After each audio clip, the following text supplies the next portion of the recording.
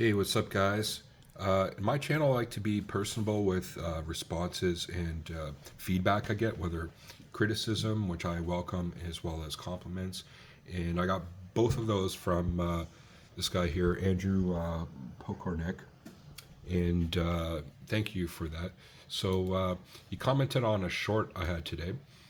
And so I'll just read it here. I understand you're in your 20s and you just want to be strong and throw weight around, but what's the point of the ego lifting here? And what he's responding to was I was doing tricep extensions with 150 pounds, and I totally understand that that looked like an ego lift. I was expecting that type of comment, and thank you for the compliment that I'm in my 20s. I'm actually 40 years old, so that made my day.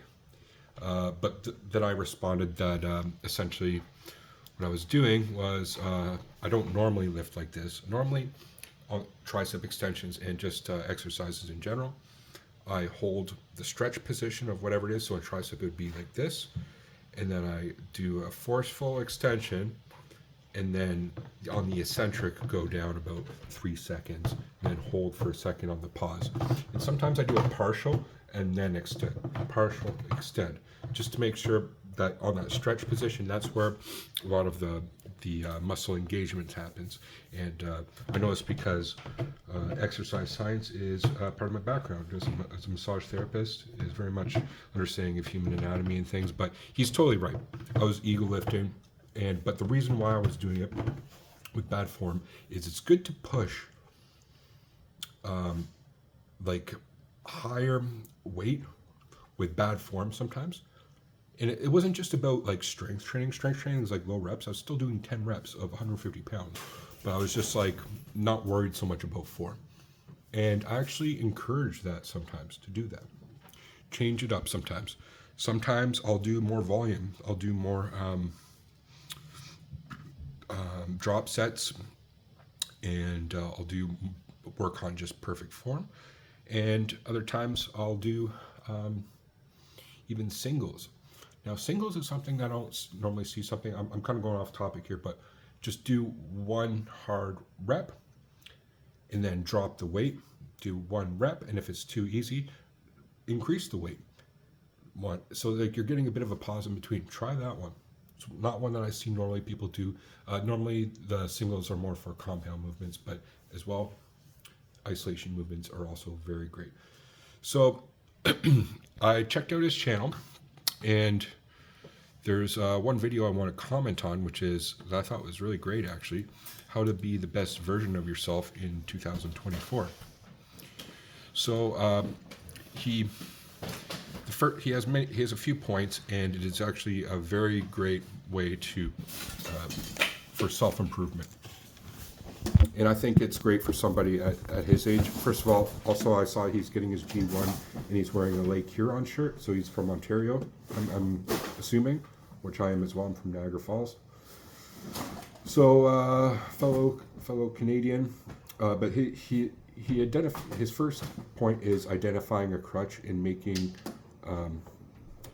the changes to move away from the crutch slowly to new goals, and to fill things that would, like for example drinking or drugs or video games. In his example, he's playing like 6 hours of video games a day, to find something else that will fill in that gap, but do it over time. And my background in psychology, the way I see that in relating with that is making goals. You want to create, there's a big goal, but there's also a lot of small goals, and those small goals are more easily digestible than just trying to take a big bite out of try to eat an apple all at once. No, you got to eat that apple in a few bites, you know what I mean, nibbles, right? And that's the same way about making changes in life. You don't want to just try to make big changes right off the bat necessarily. You can sometimes, but it's about a series of small changes. And that's part of the second thing, the small steps in a plan of replacement, moving towards that, right? And in doing so, you have to, what I would add is find the difference between goals and strategy. You know, goals are very linear, and a strategy is more complex. And having a strategy of life on how you're going to do that is going to be better. And part of strategy, he recommended things to replace video games. Well, why not with other games that are actually use your mind more, like I do, which is chess. I play like 2 hours of chess a day. I recommend that for him. But as well, taking up, he's obviously an athletic guy, but other type of sports, I recommend boxing. That's what I do. Holding yourself accountable is the other point he makes, and that's about, for me, about self-reflecting, right? And holding yourself in a higher regard than that maybe you weren't previously, right? And that involves reflection. That involves self-honesty and being like really blunt with yourself. Self-honesty, I think, can be one of the most difficult things in life to do, because in doing so, you're challenging your own self and your own belief systems, right? And that can make you feel uncomfortable. And people tend to shy away from things that make themselves feel uncomfortable, especially about themselves. So it's something that people don't do, which is hold themselves accountable often enough. But it's very important, and that's a very good point. And that's a very good first steps towards self-improvement and being like, being like a motivational speaker. That is one that is very good thing to do when you're trying to help people, when you're trying to counsel people or be like a therapist, is reflect upon them things that they need to do to be more accountable with themselves. The other point he makes is expecting failure. And in life, failure for me can be the things that actually point you in the right direction, because when you do something and you get some type of failure being a negative feedback upon the world. For example, if I'm trying in my younger years, I wasn't so good with women. Women were not giving me the attention I wanted. That was a type of failure. It was a type of negative feedback which I needed to then realize what I needed to change. And now, I don't have that problem. Obviously, I have a girlfriend now, but in my late 30s, I was dating fine. I didn't have an issue with them because I knew what was expected, but it was based on that negative feedback and failure I got throughout my 20s that did that. I'll go back to chess.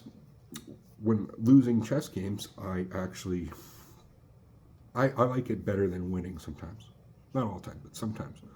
I like failing in chess better than winning, because then I actually learn a fucking lesson that's gonna make me think and do it better the next time, right? If you had lived a life where you had nothing but everything given to you and no challenges or no failure and things, what type of person would you be? It would be pathetic. Failures are the trials and tribulations is what are going to shape you. It's what's going to chisel you down to what you need. And suffering is actually something that, through failure, is actually going to be a major motivating force. You don't want to suffer. You want to avoid suffering, correct? Well, then you got to aspire towards better things. So I'm really, it's really cool that he commented on my short, and that's just my basic response to first of all his comment and his video. He has other videos which he does his exercise, and he shows what his exercise is in. I learned a really good one, actually I haven't done before, which I do a lot of reverse flies on a reverse pec press machine, right? Right? And also do them on cables. I recommend him do them on cables where you go a little bit over extension cables and go like this, okay? And on a downward kind of slope, right? That engages the back rear delts, as well as the lower traps, and also the rhomboids, so back muscles engages. And but his one was he's on the pec press machine. He's going like this, so he's getting that full extension, and that's a good one. So check out his channel, and my message to him is keep up the good work. Keep pumping videos out there. If he wants to succeed at YouTube, it's a numbers game. I'm just doing it myself, but just keep going out. You'll get ones that will hit, and keep up the good work in the gym, and self-improvement and doing your thing, man. Much respect, my fellow Canadian brother. Peace.